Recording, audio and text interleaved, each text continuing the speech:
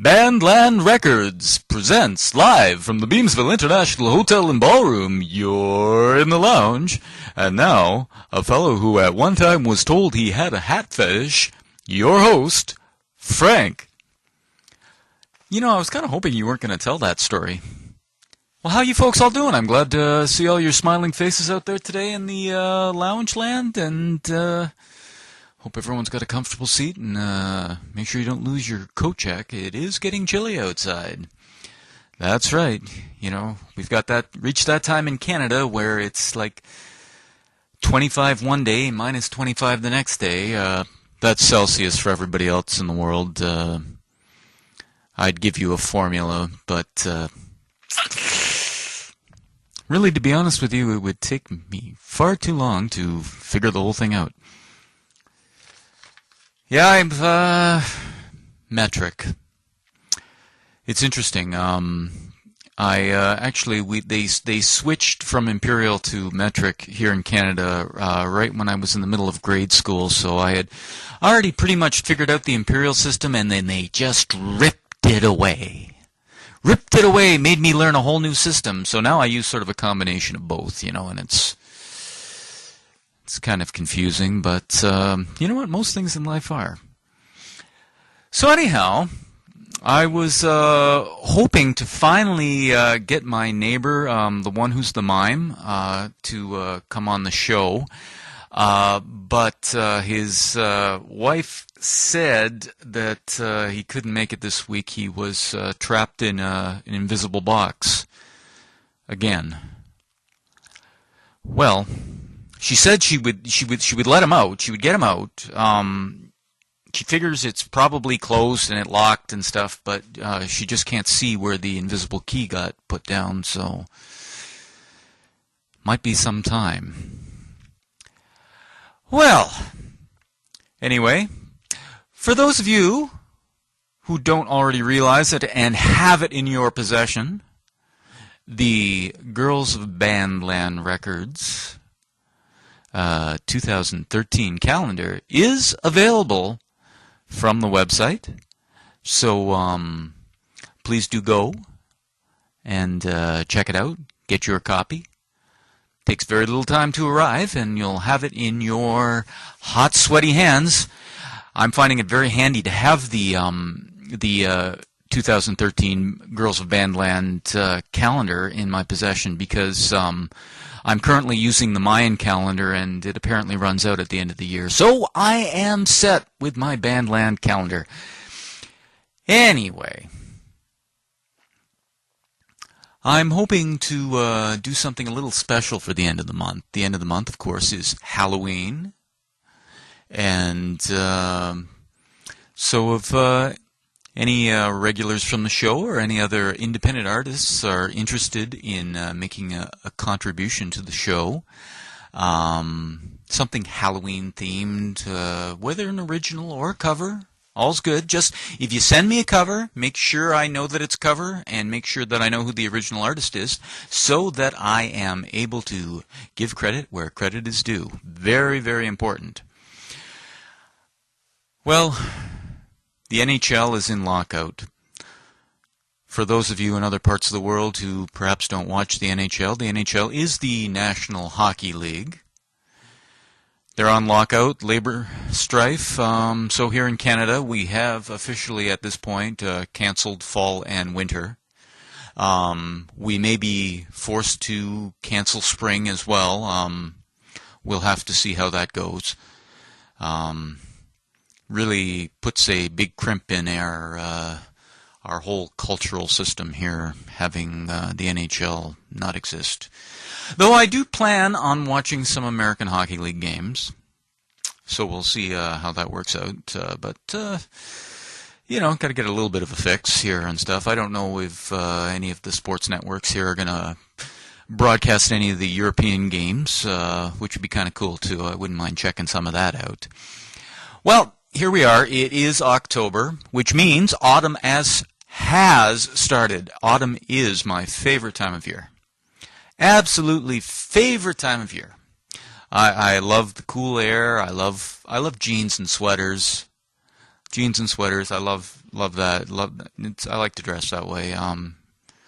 When I'm not wearing a T-shirt that has something really embarrassing written on it. That's how I like to dress. But anyway, it is my favorite time of year. But you know what? It is getting cool outside, and because of that, all the little creepy crawlies and critters outside, they're getting cold too. So you know what they do is they try to get in the house. They try to get in the house, and down here in the lounge, I had a spider the other day that I put a coaster on him. Like one of those little drink coasters. I didn't put it on him accidentally or was trying to crush him with the coaster and stuff. I thought he was an end table, if you know what I mean. So kind of nasty. So Mr. Katsopoulos would not come to my aid. So I got a broom and I hit him about 30, 40 times before he finally stopped moving. So, well, not like any girls are going to come on the lounge. Now, maybe some guys won't come on the lounge now. I might not come on the lounge anymore.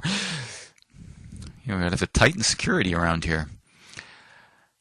Yes, okay. So, hey, here's some news. I've been asked to play the annual fall benefit of the Helen Keller Society for the Blind, Deaf, and Mute. You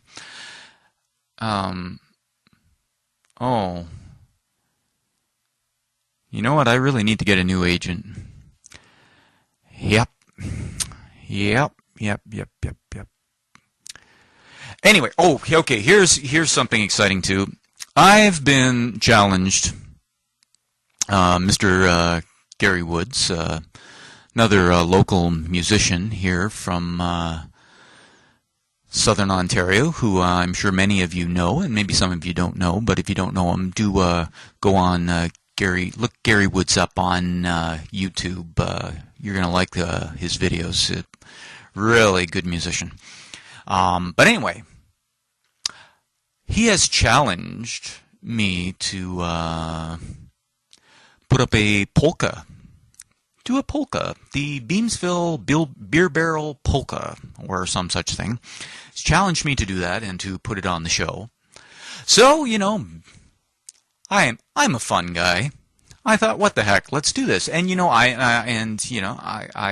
I want to cater to Gary because Gary is, of course, the polka king of Southern Ontario. No, I'm just kidding. Gary is not. Actually, the polka king, that honor actually belongs to Walter Ostenak from St. Catharines. Actually has a really cool music store. It's been there for ages in St. Catharines. If you ever get into the area in the Niagara Peninsula, do check it out. It's going to that store for years and years. I haven't been there lately, I admit. I popped through once this past summer, but before that, I don't live in St. Catharines anymore, so I haven't been. But I used to go into the store all the time. But anyway, we should get on with things. My very special guest this week is a blues guitarist from U.S., from the Wisconsin area, Mr. Kevin Kissane. I think you're going to dig the tracks he's brought with us today. So why don't we slip away for a quick commercial, and when I come back, we'll be talking with Kevin Kissane.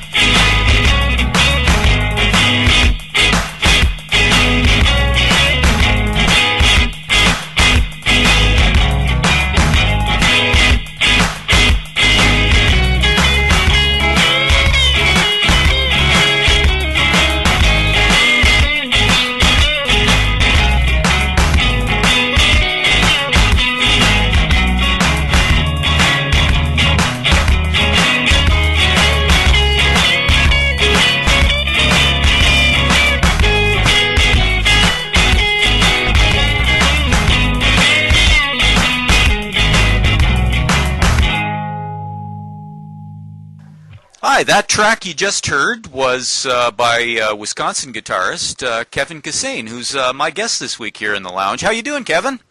I'm not too bad. How are you, Frank? Oh, I'm doing well, doing well. How are things out there in the middle of the continent today? Not too terribly bad. It's nice to finally be talking to you. You know, we've kind of discussed back and forth for almost 2 years there online booth, but I believe this is the first time I've ever talked to you face to face. Yeah, that's true. It's kind of interesting. It's like you, I remember when I first went on Skype, has the request of Gary Woods, and one of the first people I talked to was Steve Watchhorn, and here's a fellow that, as I say, you know, like you were saying, we're on Line Booth and we're chatting and being very involved in each other's music and stuff. But you know, when it comes down to it, yeah, we had never actually spoken to each other, and that's so it was kind of a completely different world. And then it's like, oh yeah, it's and actually with Gary Woods, when we went up and we played an open mic one weekend up in Toronto and stuff, and when we got together that weekend and stuff. He had commented, yeah, he says, it's kind of funny, you know, we've been chatting online so much, and, you know, and for us, we're like local with each other, so we've been on the phone too, and he says, I feel like I know you, and then I realize this is like the first time that we're actually meeting and stuff like that, and so, yeah, it's kind of fun with these online communities and stuff, and the fact that we get to go on and share things with people who have similar interests. I don't know about yourself, like I don't hang around. In high school, I used to know a lot of musicians. At this point in my life, I don't hang around with a lot of musicians per se, so a lot of the friends that I do hang with don't have that common interest, so it's nice to come on the show and talk with people who do share that. Yeah, when I was back in high school, like, the main clique of my friends were, you know, kind of the artsy type, you know, but that's just who I'd rather hang around with. Yeah, that's what because I was into the theater and visual arts and stuff like that. So yeah, most of the people I hung out with were either actors, painters, or musicians and stuff, and that. So I was sort of used to that being my like main crowd for all through high school and university and stuff like that. So it's nice to be talking with people, as I said, who share the same interest again. But so tell us a little bit. You're a guitarist. Tell us a little bit about your styles. What do you like to play? Well, my main one is blues. Like, I love the blues. You know, been kind of raised on it. You know, and I believe that, you know, of all musical styles, the guitar was made for the blues. Yeah, it's fantastic. But I know that, you know, blues is kind of a more mature audience. You know, a lot of just people that are under like 25 prefer pop, metal, you know, that kind of thing.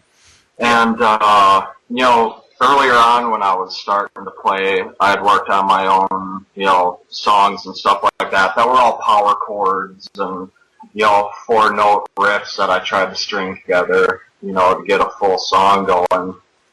And I just kind of got bored with playing, you know, just bar chords and nothing really too flashy. It didn't seem like, you know, I was doing that well on it. You know, like I didn't really deserve some of the respect that I was getting for it.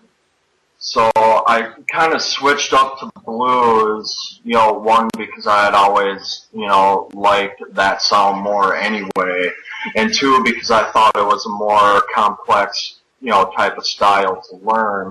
They've got a few certain rules that you got to stick, you know, right into, and really the art in it comes off of using the tools that, you know, give you that framework and that foundation, and, you know, just coming up with whatever you can.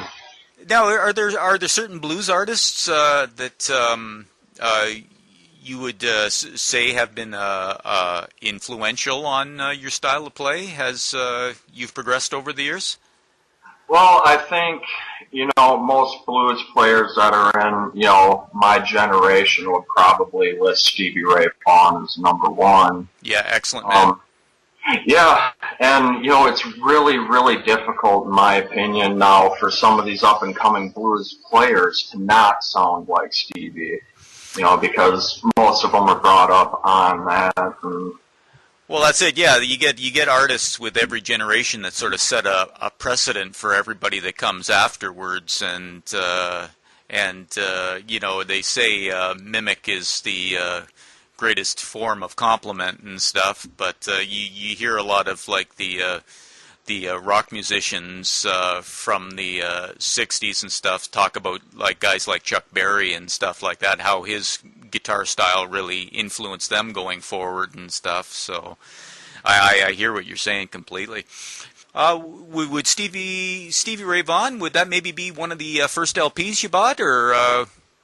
No, one of the first LPs that I bought was, and I'm almost ashamed to say it was a Limp Bizkit album.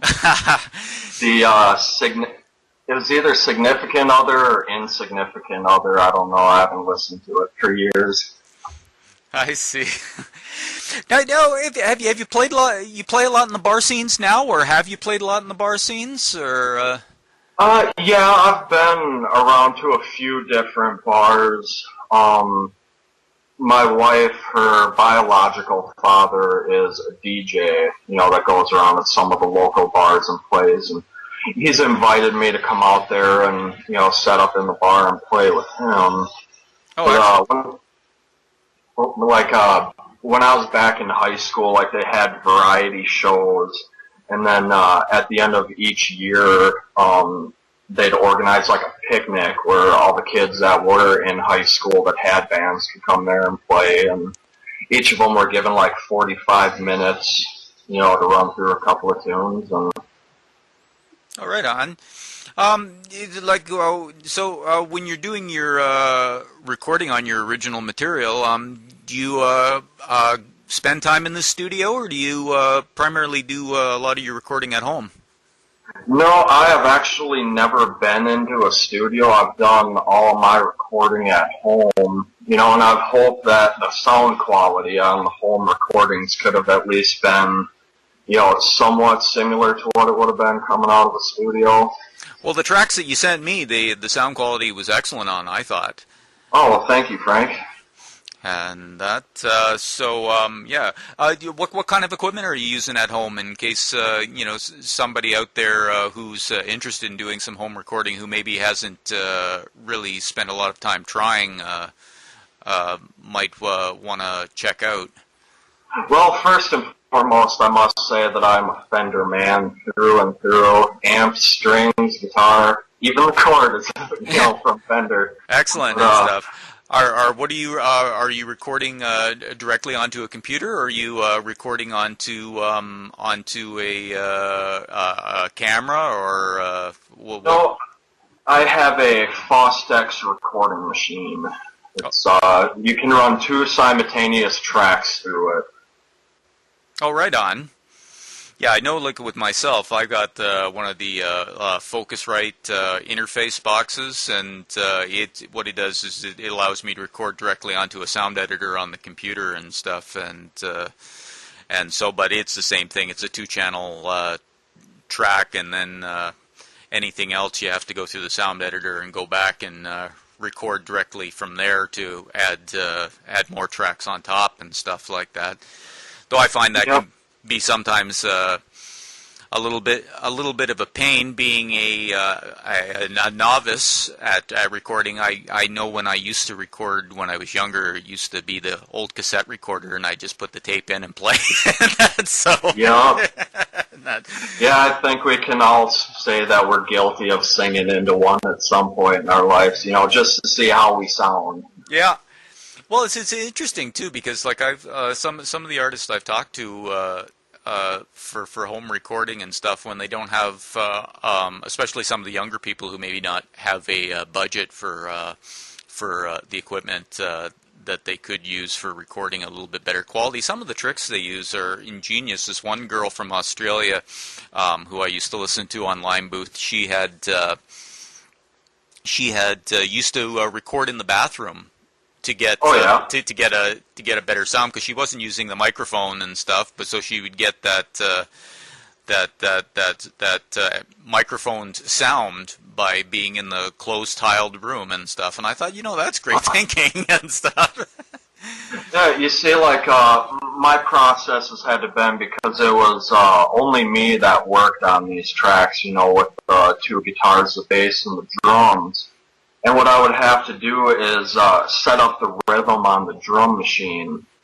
And I'd have to go and record each individual track, and then I have a editing software called Cool Edit Pro. Mm-hmm. That I had to rip it from the recording machine onto the computer, import it into Cool Edit, and once I got the drum set, that was the basis, that I could record the rest of the instruments.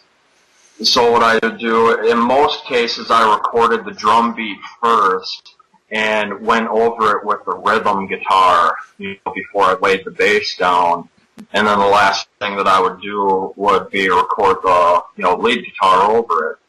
Right. But each time I'd have to, record something, rewind it, rip it onto the computer, sit there and match it up, so it's all in timing. But yeah, that's one thing I'm still trying to get good at, is getting things synced up well. I get so frustrated with it some days that I think, okay, you know what? I'll just set up a couple of mics, and I got the 2-channel record. I'll sit there with the acoustic and just sing and play, and I'll what's the word I'm looking for? I'll tweak the sound on the sound editor when all's said and done, because I've tried doing the multi-tracking before, and sometimes it works out for me, sometimes it doesn't, as far as getting things lined up well, especially if I get frustrated trying to lay in backup vocals sometimes and stuff, yeah. And then I'm sitting there, and I got the headphones on, I'm listening to my original track, and I'm singing along with my original track, and I'm playing it back and going, that doesn't sound right. I'm going, the hell with it. I'm not putting it in at all. Though, if you truly, truly love what you're doing and live it, you appreciate the struggle. It makes you appreciate it a little bit more when you finally got something laid down on tape that sounds tangible. It's, this is me. This came out of my head. Well, and that's now it's here for everybody else. Yeah. So. And that's and you know what, and I don't know about yourself, but I find music, playing your own music, writing your own music is like a great therapy. It's relaxing. As I said, you're producing something of your own, of yourself. It obviously has some significant meaning to you and stuff. And when it turns out well in the end, and people give you good feedback about it, it's a great feeling. Yeah, and that's one of the things, like, God's greatest gift to man is music. Everybody can agree on it. It doesn't matter, what color you are, where you come from. People can always identify with each other through music, and that's a really good thing. Well, you know what? Why don't we take the time now to listen to another track from Kevin Kissane. We'll be right back.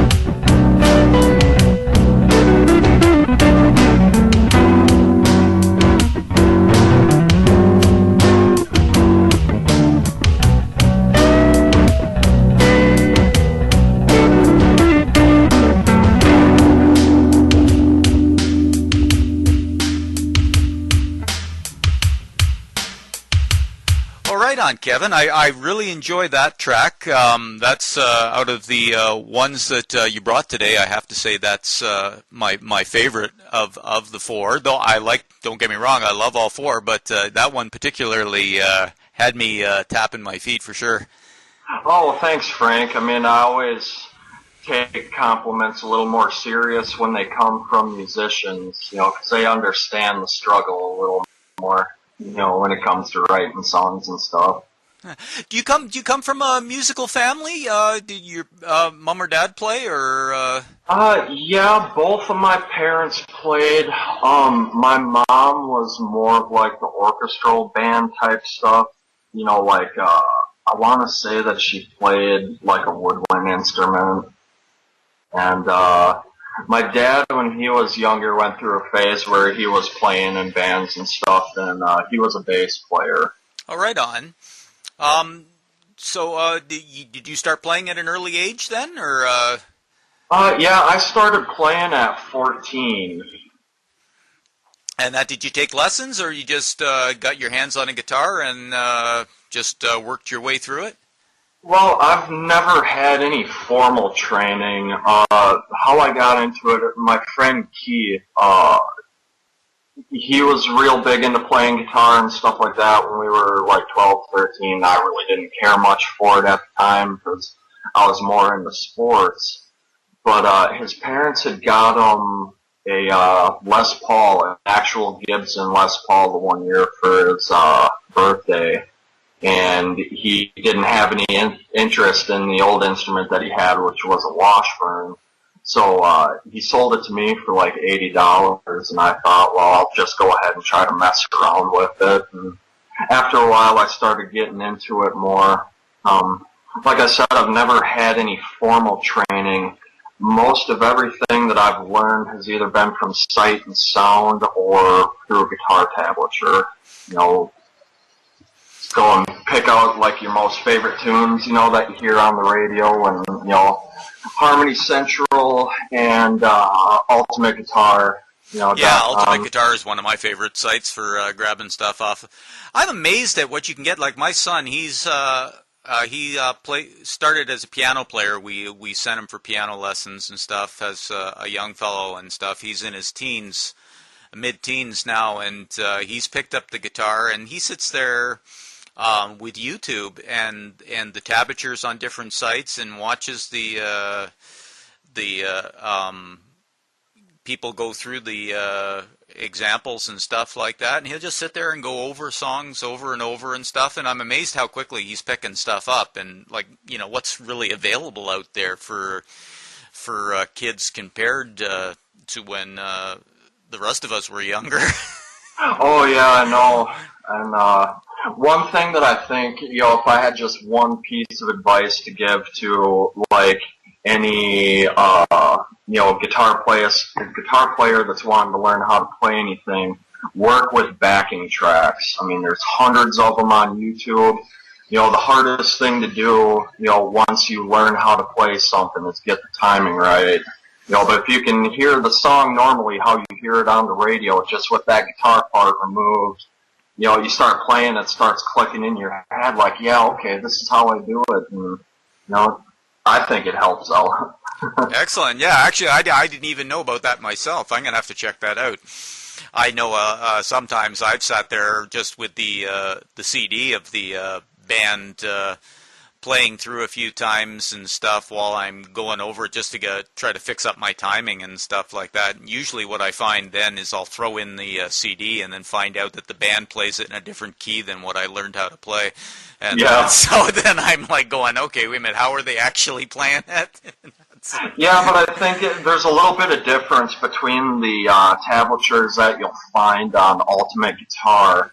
So if I believe correctly, that those are just music students that are trying to tab the songs. Yeah. But when you buy through like Hal Leonard, those people are actually like professionals that go through the songs to pick out each note. Yeah. So I mean, when you pick something off of Harmony Central or Ultimate Guitar, you're kind of just getting in the ballpark, really. Yeah. But if you want to learn it note for note, you really got to buy the tab books.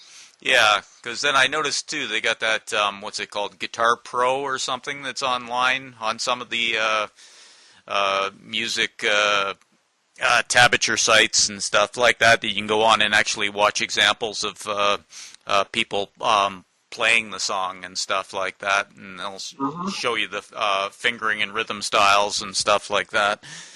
So I find that's handy too. You know what we should do though is we should take a quick commercial break and let our sponsors get their 2 cents worth in. So we'll be right back in the lounge with Kevin Kissane. Well, welcome back to Lounge, people. I'm here with my very special guest, Kevin Kissane. So where are we at here?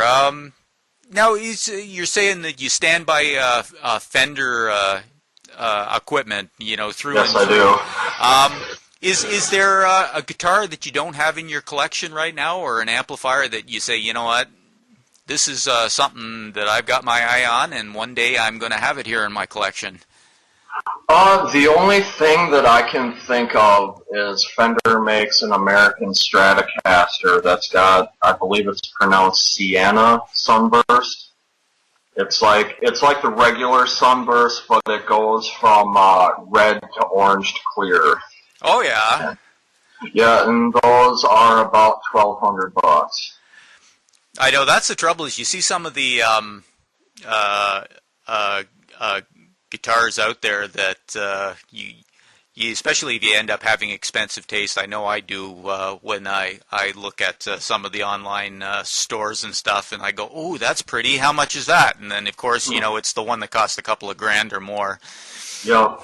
And that, you know what, I was surprised the other day too, because I was looking at guitars on eBay, and you get the Signature Series models and stuff like that. Mm-hmm. You get the signature on it. All of a sudden, a guitar that would have, you know, cost a grand or two goes up by about $4,000 because it's got the signature on the pick guard and stuff. Yeah. And I'm going, holy smokes! But one site I like, I don't know if you've ever been on, online store, Musician's Friend. I think they're out. Oh, yeah. I think they're out in Seattle or something like that. But I get their Christmas catalog, and last year they had their first 3 pages was all signature series models. Yeah. And I couldn't believe the price on some of these. They had the most expensive one I think I saw was there was a George Harrison signature Gresh Country Gentleman, and it was worth about $20,000. Wow. And I'm going. The professional musicians are the only people that can afford to buy these things. Yeah, that's true. And I'm going. But I had found this website. It was actually through another one of the guitar stores that's in La Crosse, Wisconsin. It's called allparts.com. Yeah. And they have every single thing that can be strapped, glued, or screwed onto a guitar there, where you can basically buy just kits and put them together yourself. Right on. I know that's the trouble. Like I know with my I found one store here locally that the fellow will get in and do repairs and stuff, and that because I know with I've got a 1970 Raven and stuff, and it's got a crack right at the top of the neck.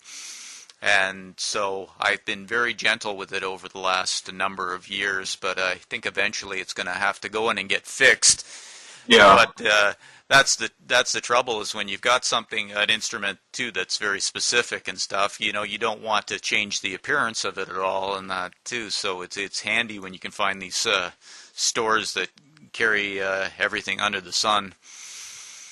And you know, what we should do is, why don't we take the time now and we'll listen to another track. This is Kevin Kissane.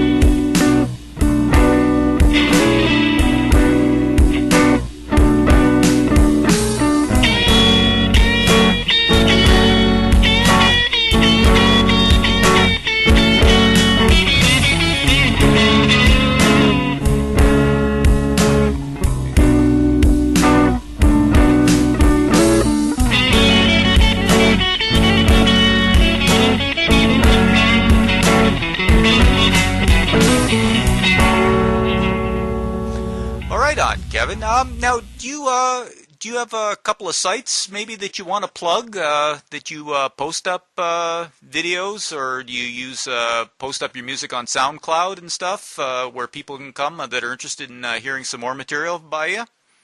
Yeah, I've got SoundCloud. I've put up the majority of my better songs on Facebook, and if you type my name into the YouTube search engine, it'll pop up like 12 songs that I've put together. Oh, right on. So, anybody who is interested in checking those sites out, please do. I think you'll like what you see, like what you hear. As soon as I get that straight, this site here, whatever. So, well, they might like what they see. My wife does all the photography, and I just wanted to make like simple videos, so I just took a couple of pictures, that she did, and put my name and her name on them, and just tossed them up there. Oh, right on. Yeah, my wife actually did the cover photo for a poetry book, that I had wrote called Something Less Damaged. So, she is a published photographer. Right on. Any piece of music history that's really had a heavy influence on you? I don't know. I would have to say my biggest influence is probably my father. Like, when I was growing up, he always went out of his way to make sure, that I had the equipment and everything that I needed. And when I was growing up, I can always remember he used to have this big stereo in the living room and these really hellacious, huge headphones. And we'd sit there and he'd have all his tapes and everything laid out in front of him, and he'd plug in different tapes and, tell me about the times that he's seen him in concert. And he used to talk about Vaughn a lot. He had Vaughn's Greatest Hits, and he said that he had seen Vaughn perform like 3 different times down there in Madison while, Vaughn was still alive. Yeah. And he played a lot of Hendrix, Allman Brothers, Fleetwood Mac. The blues wasn't, real heavy on him. His was more kind of, that acid rock almost. Yeah.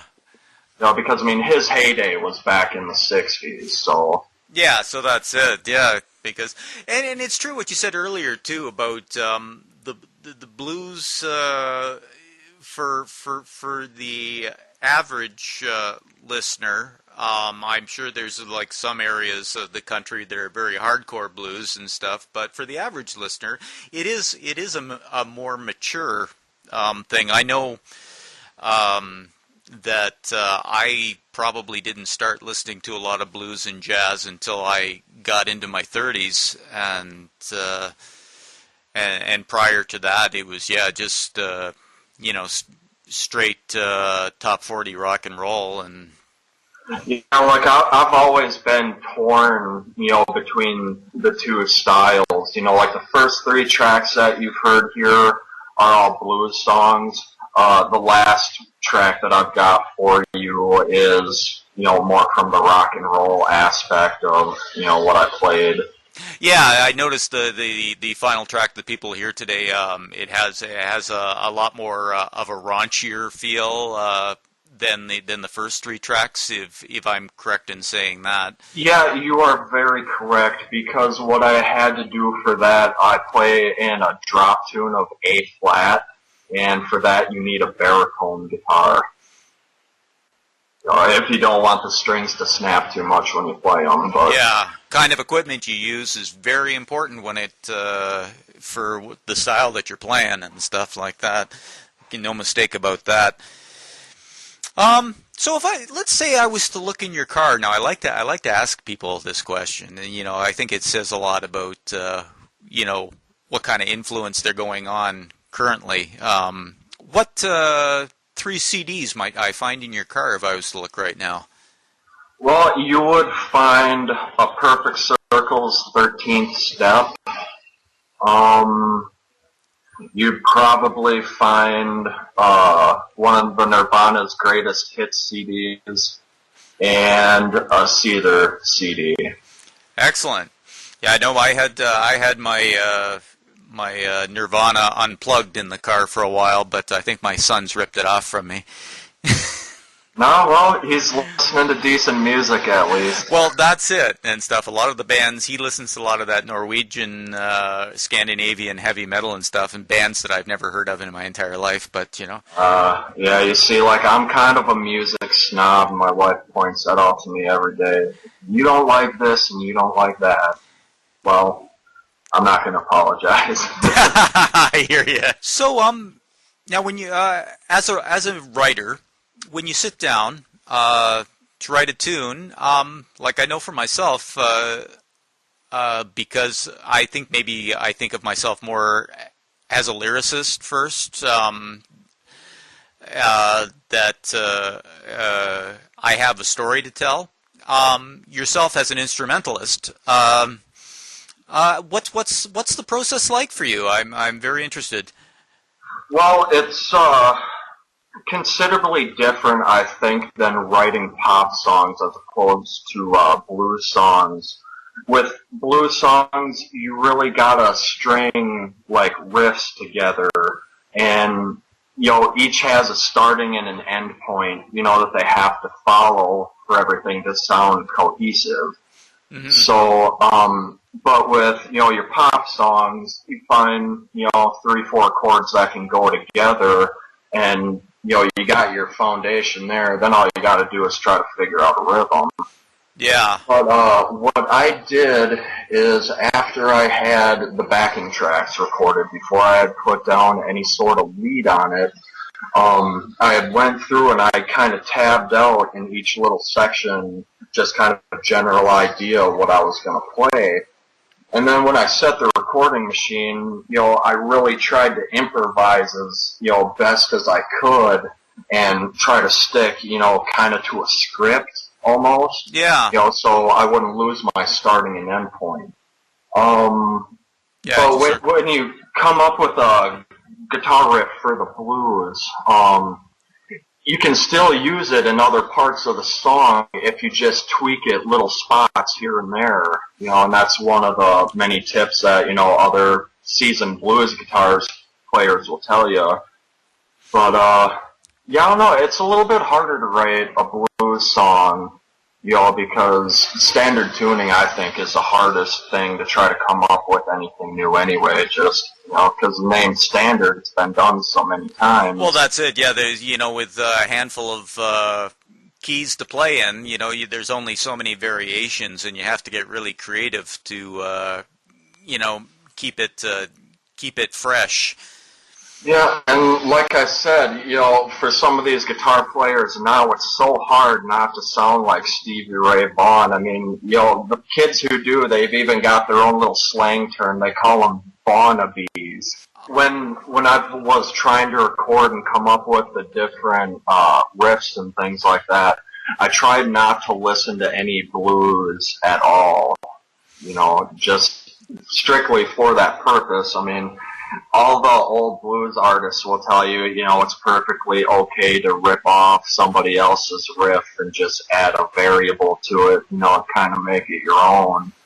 But I found that it works out best for me that I don't seem like I'm imitating anybody too much, you know, if I just completely step away from it, you know, and just sit there and riff around on the guitar. But yeah, like when I go to just kind of jam and try to come up with something new, what I do is I've got a couple of CDs that are just nothing but drum tracks.